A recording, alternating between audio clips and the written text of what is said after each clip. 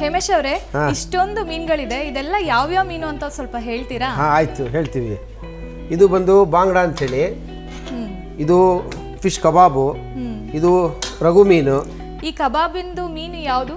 ಇದು ಕಾಟ್ಲದ್ದು ದೊಡ್ಡ ಮೀನನ್ನ ಕಟ್ ಮಾಡಿ ಕಬಾಬ್ ಮಾಡ್ತೀವಿ.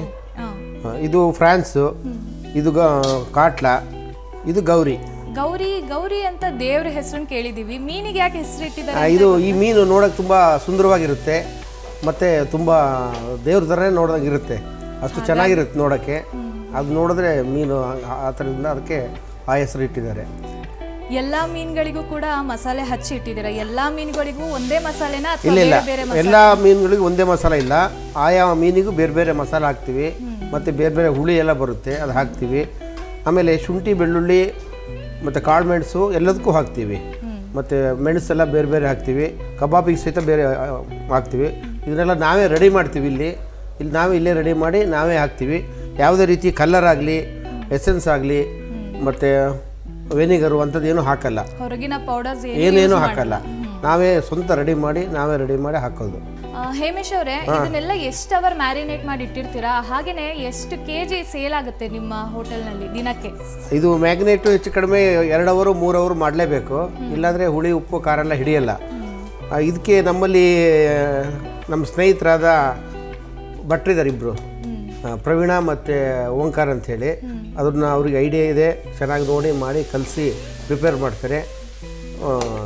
ಫಸ್ಟು ಅರಿಶಿನ ಮತ್ತು ಖಾರದ ಪುಡಿ ಹಾಕಿ ಕಲಸಿಟ್ಟಿರ್ತೀವಿ, ಆ ನಂತರ ಮಸಾಲೆ ಹಾಕಿ ಮ್ಯಾಗ್ನೇಟ್ ಮಾಡಿ ಇಡ್ತೀವಿ.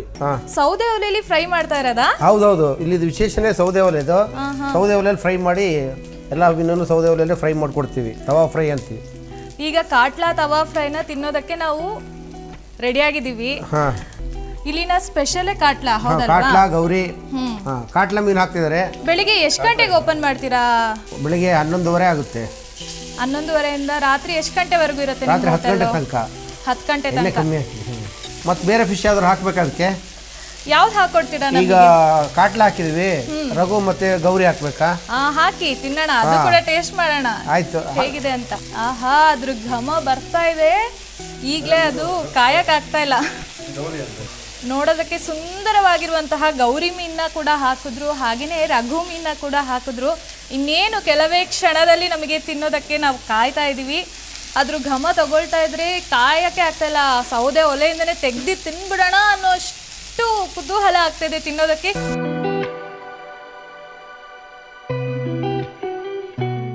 ಅಲ್ಲಿ ನೀರು ದೋಸೆ ಕೂಡ ರೆಡಿ ಆಗಿದೆ, ಅದರೊಟ್ಟಿಗೆ ಇದನ್ನ ತಿನ್ಬೇಕು. ಹೌದಾ? ನೀರು ದೋಸೆ ಅಲ್ಲಿ ರೆಡಿ ಆಗಿದೆ, ಫಿಶ್ ಕೂಡ ರೆಡಿ ಆಗಿದೆ.